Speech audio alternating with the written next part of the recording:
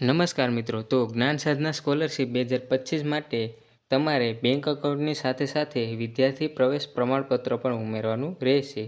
તો આ વિદ્યાર્થી પ્રવેશ પ્રમાણપત્ર કેવું હોય છે અને તેમાં કઈ માહિતી ભરવાની રહેશે તેના વિશેની સંપૂર્ણ માહિતી આ વિડીયોમાં જોઈશું. તો જે આ પ્રવેશપત્ર છે તે તમારે સ્કૂલ લોગિનમાંથી ડાઉનલોડ કરવામાં આવશે, જેમાં અહીં વિદ્યાર્થીનો પાસવર્ડ સાઇઝ ફોટો ચોંટાડવાનો રહેશે. ત્યારબાદ અહીં વિદ્યાર્થીનું પૂરું નામ લખવાનું રહેશે. પછી વિદ્યાર્થીનો CTS આધાર નંબર જે 18 અંકનો હશે તે અહીં નાખવાનો રહેશે. ત્યારબાદ શાળાનું નામ લખવાનું રહેશે.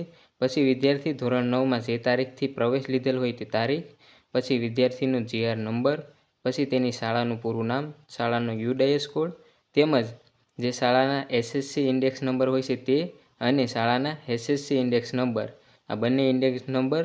ત્યારબાદ શાળાનો પ્રકાર એટલે કે શાળા સરકારી છે, ગ્રાન્ટેડ છે કે સેલ્ફ ફાઇનાન્સ છે તે અહીં નાખવાનું છે.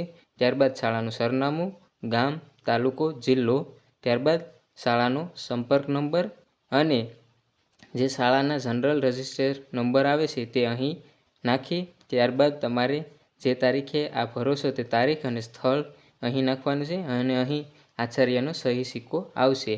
આવી રીતનું તમારે વિદ્યાર્થી પ્રવેશ પ્રમાણપત્ર ભરી અને ત્યારબાદ તમારે જે જ્ઞાન સાધના અને બેંક એકાઉન્ટની વિગતની સાથે સાથે આ પણ અપલોડ કરવાનું રહેતું હોય છે. તો આ તમામ વિગતો છે તે સ્કૂલમાંથી તમારે ભરી દેવામાં આવતી હોય છે. તમારે એક પાસપોર્ટ સાઇઝનો ફોટો અહીં ચોંટાડવાનો રહેતો હોય છે. ત્યારબાદ સ્કૂલમાંથી લોગિન કરી અને આ જે પ્રવેશ પ્રમાણપત્ર છે તે અપલોડ કરી દેવામાં આવતું હોય છે. તેમજ મિત્રો, જો તમે આગળ કોઈ પણ પ્રકારની તમને સમસ્યા હોય તો તમે તેના વિશેની માહિતી કોમેન્ટમાં જણાવી શકો છો. અને જો તમે આગળ આ પ્રોસેસ કેવી રીતની થતી હોય છે સ્કૂલ લોગિન દ્વારા જે બેંક એકાઉન્ટની વિગતો ઉમેરવાનું કેવી રીતનું થતું હોય છે તો તેના માટે વિડીયો બનાવેલો છે, તેની લિંક આ વિડીયોના ડિસ્ક્રિપ્શનથી મળી જશે. તેમજ આગળની સંપૂર્ણ માહિતી માટે, આગળ આવનારી તમામ માહિતી માટે મારી ચેનલને સબસ્ક્રાઈબ ન કરી હોય તો સબસ્ક્રાઈબ કરી લેજો, જેથી તમને આ યોજના વિશેની આગળની તમામ પ્રોસેસની જાણ થઈ શકે. અને આ વિડીયોને તમારા મિત્ર વર્તુળને પણ શેર કરજો, તેમજ આ વિડીયોને લાઈક પણ કરતા જજો.